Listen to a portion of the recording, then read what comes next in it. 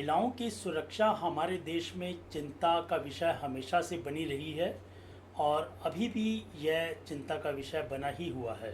आज़ादी के 78 साल पूरे होने के बावजूद भी हमारे देश की आधी आबादी अभी भी असुरक्षित है। आए दिन बलात्कार, दहेज से प्रताड़ना और कई तरह के अत्याचार महिलाओं पर होते हुए देखने को मिलते हैं, सुनने को मिलते हैं। नमस्कार, मैं हूं हरीश और आप देख रहे हैं मेरा नज़रिया। और आज के विषय में हम चर्चा करेंगे महिलाओं की सुरक्षा के बारे में और महिलाओं की सुरक्षा के नाम पर हो रही राजनीति के बारे में।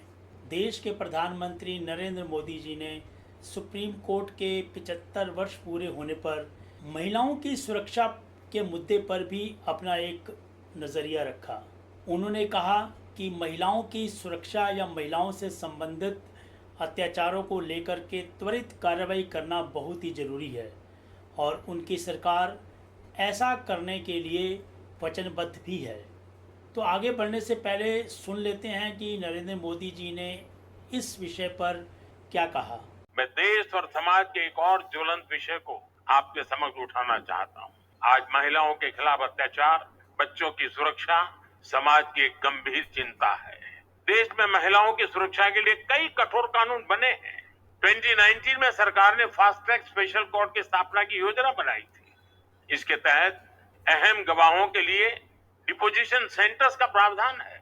इसमें भी डिस्ट्रिक्ट मॉनिटरिंग कमेटीज की भूमिका महत्वपूर्ण हो सकती है। इस कमेटी में डिस्ट्रिक्ट जज, डीएम और एसपी भी शामिल होते हैं। क्रिमिनल जस्टिस सिस्टम के विभिन्न पहलुओं के बीच समन्वय बनाने में उनकी भूमिका अहम होती है। हमें इन कमेटियों को और अधिक सक्रिय करने की जरूरत है। महिला अत्याचार से जुड़े मामलों में जितनी तेजी से फैसले आएंगे, आधी आबादी को सुरक्षा का उतना ही बड़ा भरोसा मिलेगा। अब मोदी जी देश के प्रधानमंत्री हैं, उनका यह कहना सोचना बहुत ज़रूरी भी है, वाजिब भी है कि देश में महिलाओं की सुरक्षा एक चिंताजनक विषय है और उनकी सरकार महिलाओं को सुरक्षा देने में कटिबद्ध है, वचनबद्ध है। लेकिन अगर आप इसको गहराई से सोचिए कि मोदी जी भाषण तो बहुत बड़े बड़े देते हैं, लेकिन उनकी कथनी और करनी में अक्सर आपको एक बड़ा अंतर मिलेगा। आप सोचिए, ये वही मोदी जी हैं जो कि मणिपुर में महिलाओं को नंगा करके परेड करवाने के विषय पर महीनों चुप रहे और जबकि मणिपुर में उन्हीं की सरकार थी। और जब बोले भी तो उन्होंने इसके साथ साथ राजस्थान और दूसरी घटनाओं का विषय साथ में किया जहां पर भाजपा नक्की ना होकर के कांग्रेस की सरकारें थी। और ये वही मोदी जी हैं जो कि महिला पहलवानों से हो रहे दुर्व्यवहार जो कि उनके अपने ही सांसद ने किया था, उनके बारे में अभी तक कुछ नहीं बोल रहे हैं और ना ही उन्होंने ब्रजभूषण को अपनी पार्टी से निष्कासित किया है। ऐसे ही कई मामले हैं जिनके बारे में कहा जा सकता है कि मोदी की कथनी और करनी में बड़ा अंतर है।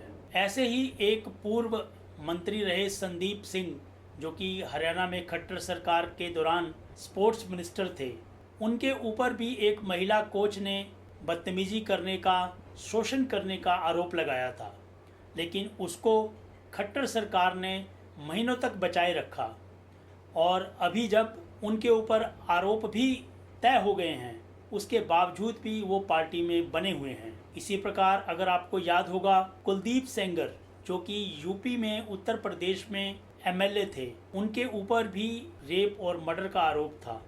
उसको भी यूपी की योगी सरकार ने महीनों तक बचा करके रखा और उनको संरक्षण देते रहे और आज वो 10 साल की सज़ा काट रहे हैं। इसी प्रकार प्रज्वल रवन्ना जिनके ऊपर कर्नाटका में सैकड़ों महिलाओं द्वारा शोषण किया जाना, रेप किए जाने के आरोप हैं। लोकसभा चुनावों से पहले भाजपा के ही एक नेता द्वारा यह बता दिया गया था चिट्ठी लिख करके कि प्रज्वल रवन्ना ऐसे मामलों में लिप्त हैं, लेकिन फिर भी मोदी जी उनके साथ खड़े नज़र आए, उनके लिए वोट मांगते नज़र आए। बिल्किस बानो का किस्सा तो आपको याद ही होगा। उनके रेपिस्ट की सज़ा कम करवाई गई, माफ़ करवाई गई और जब वो बाहर आए तो उनको माला पहनाकर स्वागत किया गया।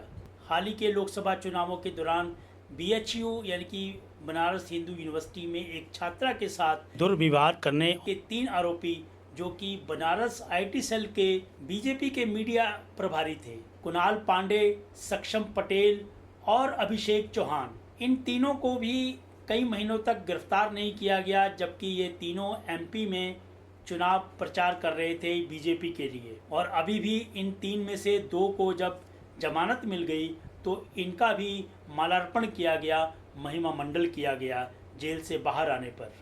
राम रहीम, जो कि धर्म के नाम पर लोगों को बहकाते रहे और वह भी रेप और मर्डर के लिए सज़ा काट रहे हैं, और उनको भी कई बार बीजेपी से जुड़े होने के कारण हरियाणा सरकार द्वारा पैरोल दे दी जाती है और इलेक्शंस के लिए उनका इस्तेमाल किया जाता है, क्योंकि उनका अपने अनुयायियों पर अभी भी अच्छा खासा प्रभाव है। स्वामी चिन्मयानंद, जो कि केंद्र के एक मंत्री रहे हैं, उनको भी यूपी और केंद्र सरकार बचाती रही, संरक्षण देती रही। तो महिलाओं की सुरक्षा के नाम पर राजनीति तो खूब होती है। हाल ही की घटनाओं में, चाहे वो वेस्ट बंगाल में एक डॉक्टर की रेप के बाद हत्या का मामला हो, या फिर उत्तराखंड में एक नर्स की रेप के बाद हत्या का मामला हो, या फिर महाराष्ट्र में एक स्कूल में 2 बच्चियों के साथ दुर्व्यवहार उसी के एक एम्प्लॉय के द्वारा किया गया हो, तो ऐसे मामलों में राजनीति तो खूब होती है, एक दूसरे के ऊपर छींटाकशी तो खूब होती है। भाजपा वाले वेस्ट बंगाल के कांड पर जो प्रदर्शन करते हैं, वहाँ की चीफ मिनिस्टर ममता बनर्जी से इस्तीफा मांगते हैं, लेकिन अपनी ही सरकार में हुए मामले, जैसे कि उत्तराखंड, महाराष्ट्र या फिर मणिपुर में, या फिर असम में भी एक हादसा हुआ था, उनके मुख्यमंत्रियों से इस्तीफा नहीं मांगते। ऐसे ही विपक्ष भी ऐसा ही करता है। तो प्रधानमंत्री का भाषण में महिलाओं को सुरक्षा प्रदान करना, उनके लिए चिंता व्यक्त करना एक हास्यास्पद लगता है, और ऐसे मामले जिनमें उनके अपने ही नेता लिप्त हों, उनके ऊपर कार्रवाई ना करना, यह उनकी कथनी और करनी में अंतर को बताता है। बरसों पहले हुए निर्भया कांड ने कानून तो सख्त बनाए, लेकिन उनका इम्प्लीमेंटेशन ढंग से नहीं हो पाया, क्योंकि कार्रवाई सालों खिंच जाती है, बरसों खिंच जाती है, जिसके बाद ना तो सबूत बचते हैं और ना ही पीड़िता में हौसला कि वह न्याय की गुहार लगा सके, न्याय के लिए लड़ सके। ऐसे कई हादसे मिले हैं जहां न्याय की गुहार लगाते लगाते ऐसी कई महिलाओं ने आत्मदाह कर लिया, लेकिन पुलिस या नेता किसी भी प्रदेश के हों, उनके कानों तले जू नहीं रेंगती, उनकी नींद नहीं खुलती। हाँ, जब भाषण देना होता है तब वो बड़ी बड़ी बातें ज़रूर करते हैं। ऐसी खोखली घोषणाएं और ऐसे खोखले भाषणों से इन महिलाओं को न्याय नहीं मिलने वाला है, इन महिलाओं को सुरक्षा नहीं मिलने वाली है। तो मेरा नज़रिया यही कहता है कि मोदी जी को केवल भाषण में महिलाओं की चिंता ना करके धरातल पे ऐसे कानून बनाने चाहिए, ऐसी व्यवस्था बनानी चाहिए, ताकि ऐसे मामलों में 6 महीने के अंदर अंदर दोषी को सज़ा मिल सके और पीड़िता को न्याय मिल सके। अगर आप मेरे इस नज़रिए से इत्तेफाक रखते हैं तो इस वीडियो को लाइक ज़रूर करें और आप अपना नज़रिया कमेंट बॉक्स में ज़रूर दें। धन्यवाद। जय हिंद।